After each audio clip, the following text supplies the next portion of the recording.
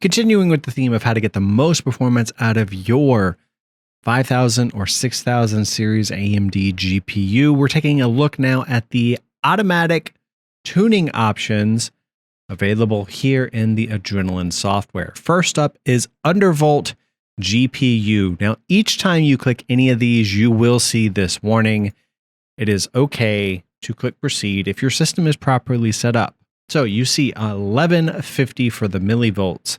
What does that mean? On the high end, this system is going to target 1.15 volts for the GPU. So when it is under stress, that's what the GPU is going to be allowed to go up to. Now, in theory, if the cooling is proper, if there's enough power, if there's enough things that are going on, you should actually see higher clocks with that feature enabled. And we will take a look with the CapFrameX here in just a little bit to actually see, did we get higher frames? Next up, we have Overclock GPU. Again, nice little warning, just click proceed. 2564. So that is what this system is now going to target on the top end for the frequency. Now here's the catch. It is not going to hard lock at 2564. When you are running a game, you're going to have variability in the frequency of the GPU. It's going to go up, it's going to go down. The reason this has a target next to it is that is what the system is going to try to hit as its peak boost. Now that is nearly 114 megahertz higher than the stock boost, which I think is around 2450, something like that. Next up, we have Overclock VRAM. Now there's RAM. There's RAM on this card, and in order to get better performance, you can increase the frequency that RAM itself actually runs at. You can see here, this is 2150.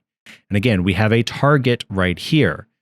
Interesting thing about the RAM, unlike the GPU, it's fluttering around 500. The RAM itself is actually very close to the target.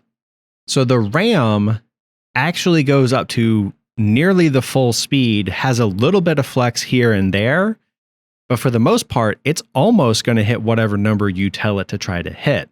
That's just the way that RAM works on these GPUs. You're actually going to have higher power consumption with that. It's a gaming computer. Does that really matter? I don't think so. I have already run through all of the bench tests for these. You can see all 6 of my runs right here. And we're going to go over here to comparison. We're going to select all of these hitmans. We're going to bring them over. So you can see GPU overclock had the highest average FPS. It had the highest average 1 percentile and 0.1 percentiles. But it was so close to rage mode itself, which makes you wonder why even bother. And then you can see here with undervolting, undervolting was just a hair off on the average, but its 0.1 percentile was actually low compared to all of the other options that we have here. Overclocking the RAM had some impact as well as balance mode. So quiet was the worst as kind of predicted, but there's actually more information we can glean from all of this. This is the L shape. Now, this isn't going to be in perfect alignment, but what you're kind of trying to look for here are big spikes like this here with the blue one, which is XMP 4K with the GPU undervolting. And the awesome thing about this tool is you can just turn these off and actually see the spikes itself. And then down here on the bottom, you also have the L shape. And this is going to tell you how often your frame time was in a given milliseconds. So this right here is a worrisome spike. Let's see if any of the other ones had as bad of a spike. Okay. None of them really had as bad of a spike as the blue one did. That's okay. Maybe that was a bad run. Maybe something occurred. It's hard to exactly predict some of those elements. But remember, the best one that we saw here was actually GPU overclocking. You see it itself has several spikes. Now, the other thing that you will want to do Outside of the comparison, you can bring it into this analysis section. Now, we already were here when we were trimming the range. Remember the range slider right there. You see the same frame times. You can actually start adjusting some of this information. Here's your thresholds. So if you have a 120 hertz monitor, you want the frames itself to be at 120 hertz or more. And this will tell you the percentage that it actually failed to get that. So if I was running 240, 100% of the time, we never exceeded 240. 40.7% of the time, we did not exceed 120. 0.4% of the time, we were less than 90 frames per second. So you can see our FPS is somewhere in between here. With this particular monitor, 120 is the max. That's as high up as it goes. So you can see we were pretty close to the maximum resolution for this system for the majority of the time. Okay, now the big numbers. The biggest thing, and this is really going to start helping you to dial in performance as we look to improve what's happening. Right here, you have GPU load, time in GPU load, the clock, watts, temperature, VRAM usage. The bottom two are less important. What you're going to pay the most attention to is what's happening with temperature. How many watts is the card actually drawing? What was my average and max frequency? How long was it actually in the load limit for the GPU? And what was the average load on the GPU itself?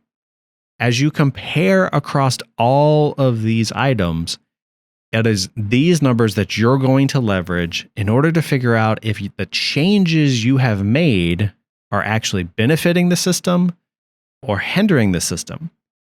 And you'll be able to see pretty significant differences as you start to manually tune and manually adjust things with the GPU itself. So I want to show one item here real quick. Take a look right here, 270, 2228 with a temperature of 74. This is rage mode. This is GPU overclocking.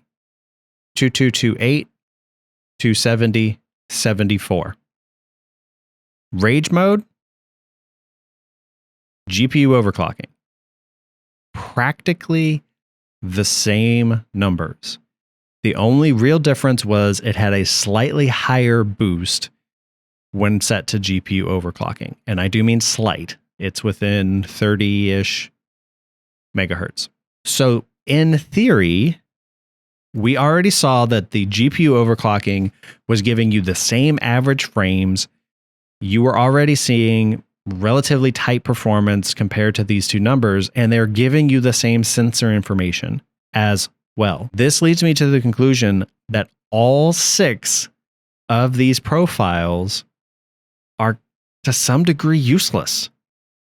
To some degree, you as a gamer, if you are willing to put in just a little bit of effort, will actually be able to tune your GPU better than the supposed AutoTune from AMD.